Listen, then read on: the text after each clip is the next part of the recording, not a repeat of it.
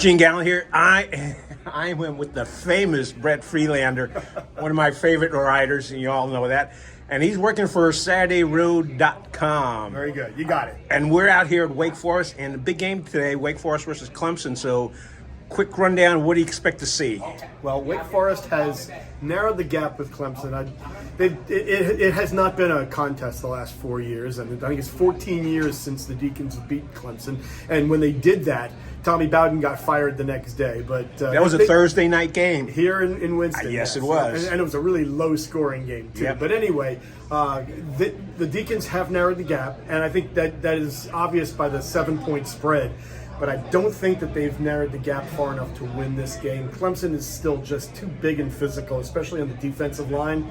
That slow mesh RPO offense really works against a lot of people, but against Clemson, for some reason, because they're so big and strong and they dominate the line of scrimmage, it kind of works against Wake because they're holding on to the ball so long and those guys get in there so quick and they blow up the plays. So Clemson gave up 25 points to Wake last year. So I think Wake will score some points. Their offense is better than it was last year, and last year they scored in the 40s. I think the 7-point spread is probably about right, 7 to 10 points, and I think Clemson wins this game. There's been talk about the two quarterbacks. What's your take? Hartman's back, and Clemson's QB's. I mean, he's not Mr. Lawrence. No, he's not Mr. Lawrence. But you know what? I don't necessarily think he's the problem with Clemson's offense. I think the big problem with Clemson's offense is the offensive line, because DJU is not getting time. His receivers aren't the best either. They're not typical Clemson receivers either. He's got some good running backs, but they're just not getting holes. And I think the big problem is the offensive line, not necessarily the quarterback, which is why you see DJU he's having a decent year, and I think he's the guy. All the talk about Cade Klubnik, I think, is a little bit wishful thinking for a quarterback controversy. But and then Sam Hartman he's proven he's a guy who makes great decisions. He doesn't have the strongest arm in the world, but he's got a lot of weapons around him, and he knows how to get the ball to him. And the key for him today is going to be getting the ball out quick, because he's not going to have a lot of time to throw. So your assessment of this is Clemson's going to win it, and you feel a 7 to 10 point range is about right. I think that's probably about right. All right, let's move on to the other game in the area, which is over in Chapel Hill. Yep. Notre Dame is coming to visit North Carolina. The quarterback at at UNC decided to diss entire NC State nation. We can talk about that if we want, but what's your take on that game? Well, first of all, I have no problem with him doing it. The biggest problem I had was that he apologized for it. Rivalries are supposed to be fun. They're supposed to be trash talk. So don't apologize. Own it. Because you know what? The correct response is for them to throw some trash back at you. So there's that. This is going to be an interesting matchup because Carolina's offense is really good. Their defense is really bad.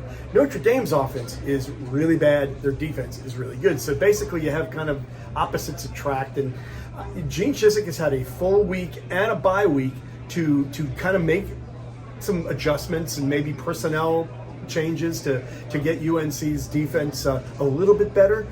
We shall see how that works. And then the other thing too is as big and physical as Notre Dame's defense is Drake May going to have the same kind of success that he did against teams that don't pressure the quarterback quite so much? But it should be interesting.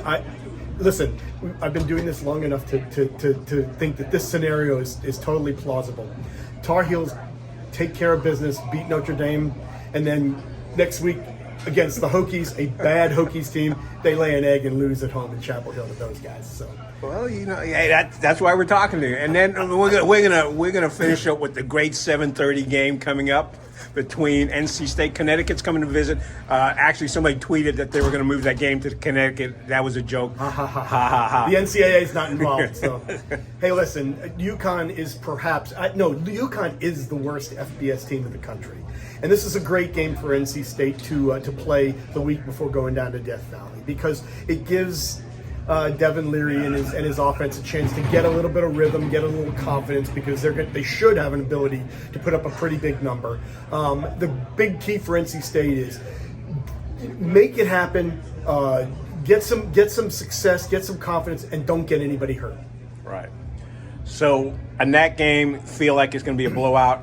Yeah, I mean, listen, NC State is famous for losing games it has no business losing. Even NC State can't lose this one. Even if they just show up and bring their C game, they should be able to beat UConn. So your prediction is no NC State stuff will happen for Not this game? yet. Not yet. That's yet. I mean, listen, they'll go down to Death Valley, win there, and then they'll lose to Boston College. I don't know.